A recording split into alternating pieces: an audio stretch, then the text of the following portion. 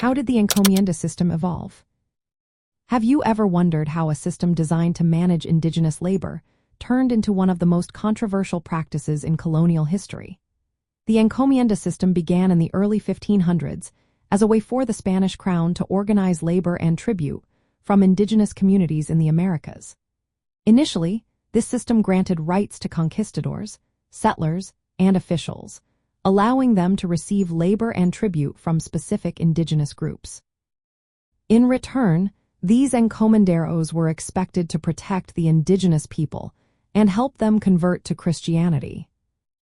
At first, the encomienda system seemed like a practical solution to manage indigenous labor, especially in agriculture and mining.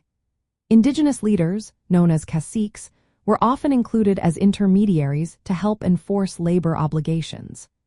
The Spanish crown also organized indigenous populations into settlements called reducciones, which made it easier to control and convert them. However, things quickly took a turn. The encomienda system became exploitative, resembling forced labor or even slavery. Many encomenderos abused their power, demanding excessive labor and tribute while neglecting their protective duties. This led to significant suffering among indigenous communities and a decline in their populations. By the mid-1500s, the Spanish crown recognized the need for reform. The new laws of 1540 aimed to limit the abuses of the encomienda system. These laws sought to restrict encomiendas to 2 generations and emphasize the rights of indigenous people. However, these reforms faced strong resistance from encomenderos, leading to violent uprisings in places like Peru. Over time, the encomienda system was gradually replaced by the Repartimiento system, which allowed for labor drafts but was more directly controlled by the crown.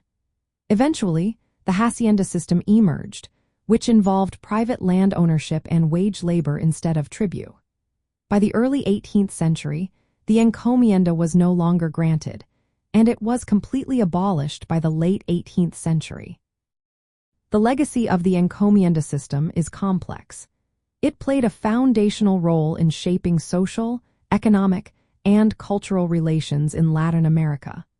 While Spanish authorities justified it as a means to civilize indigenous peoples, it caused deep disruptions to native communities and contributed to long-standing inequalities. Understanding how the encomienda system evolved helps us see the origins of many social and cultural dynamics in Latin America today, including the blending of indigenous and Spanish traditions and the history of indigenous resistance and survival.